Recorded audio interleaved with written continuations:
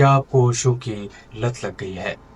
क्या आप ओशो के प्रवचनों को सुनते सुनते खो जाते हैं?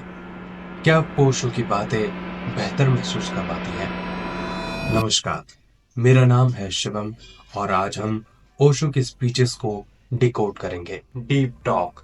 ओशो जब भी प्रवचन देते थे तब वह हमेशा गहरी बातें करते थे। ओशो ने अपने जीवन काल में लाखों किताबें पढ़ी थी, जिससे उनकी सोचने समझने की कला बहुत ही अद्भुत हो गई थी।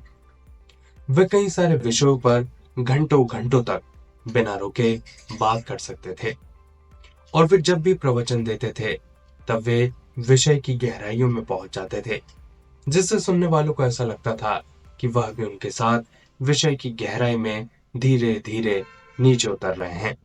ओशो अपने हर वाक्य में नई परतों को खोल देते थे, जिससे सुनने वाले के लिए हर बार कुछ नया होता था। Controversial topics. ओशो का पूरा जीवन काल ही कंट्रोवर्सी से भरा हुआ था और वह खुद भी कंट्रोवर्शियल टॉपिक पर बोलना पसंद करते थे, जैसे कि सेक्स, गांधी जी और इंडियन पॉलिटिक्स। कंट्रोवर्शियल टॉपिक के आसपास हमेशा ही गर्मा गर्मी और लोगों की जिज्ञासा बनी रहती है और इसी कारण से लोग उनके प्रवचनों की तरफ अपने आप ही खींचे चले आते थे। Non conformist.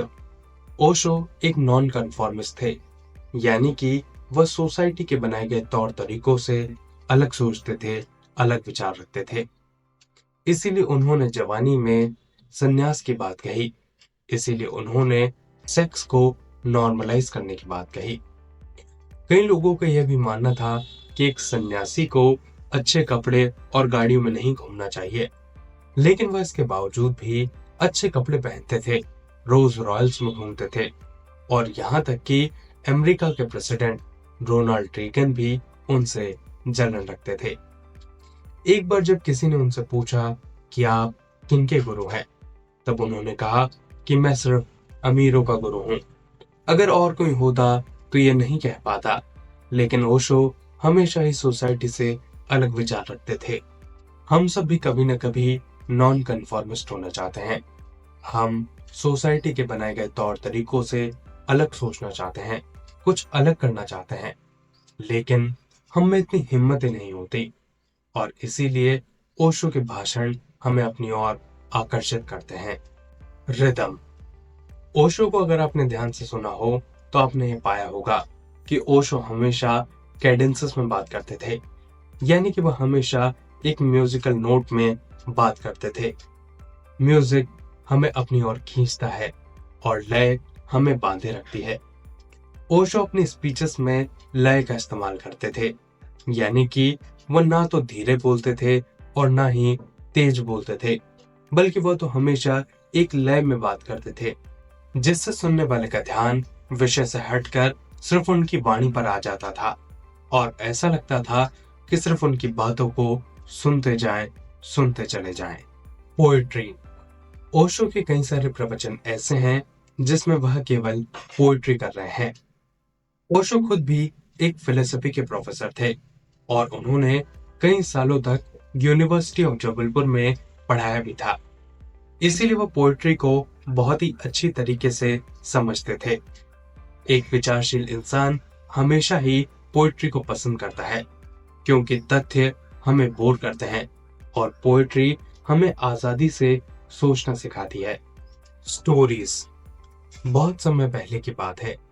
एक राजा थे, उनके पास एक सफेद रंग का घोड़ा था और उसका नाम था अश्वत्थामा। वह घोड़ा नदी की भी गति से तेज दौड़ता था और जब भी वह चलता था तब सभी लोग उसकी तरफ देखने लगते थे। पूरे राज्य में उस घोड़े का कोई भी मुकाबला नहीं था। देखा, आप कैसे कहानियों में खो गए। ओशो भी अपने प्रवचनों में कई सारी कहानियों को सुनाते थे, जिससे लोगों का ध्यान अपने आप ही उनकी तरफ आ जाता था। कहानी सुनना सुनाना एक इंसानी कला है, यह एक इंसानी फितूर है और जो व्यक्ति जितनी अच्छी कहानी सुना सकता है वह उतना ही लोगों का ध्यान अपनी तरफ खींच सकता है। जोक्स। ऐसा कहा जाता है कि पोएट्री को समझने के लिए हमें थोड़ा दिमाग लगाना पड़ता है, लेकिन जोक्स को सुनने के लिए हमें अपने दिमाग को घर छोड़ के आना पड़ता है। ओशो भी अपने प्रवचनों में कई सारे जोक्स सुनाया करते थे, जैसे कि मुल्ला नसरुद्दीन के जोक्स और इंडियन पॉलिटिक्स पर जोक्स। बहुत देर तक लोग गहरी बातों को नहीं सुन सकते, इसलिए जोक सुनाना जरूरी भी हो जाता है, जिससे लोगों के ध्यान को एक बार फिर से बांधा जा सके। कामनेस, शांति किसे नहीं पसंद, स्थिरता किसे नहीं चाहिए। हम सभी के पास इतना शोरगुल है कि हम खुद की भी बात को नहीं सुन पाते, और शांति में एक प्रकार का मजा है, आनंद है, और यही काम ओशो के प्रवचन करते हैं। जब हम कुछ नया सीखते हैं तब कुछ पलों के लिए हमारा दिमाग एकदम शांत हो जाता है, एकदम स्थिर हो जाता है। लेकिन जब हम परेशान होते हैं, जब जिंदगी हमारे हिसाब से नहीं चल रही होती है, तब कोई आकर ये कह दे कि सब ठीक हो जाएगा, तब हमें कितना सुकून मिलेगा, कितनी शांति मिलेगी। और ओशो के प्रवचन ऐसा ही काम करते हैं। ओशो एक व्यक्तित्व की नब्ज को समझते थे, और इसीलिए वह दिल को छू लेने वाली बातें कर पाते थे। हालांकि ऐसा करना कठिन है, आसान नहीं है, लेकिन गहन अभ्यास से ऐसा किया जा सकता है। अब तक हमने ये जाना कि वह कौन से तरीके थे जिनका इस्तेमाल करके ओशो अपने प्रवचनों की तरफ हमें खींचते थे।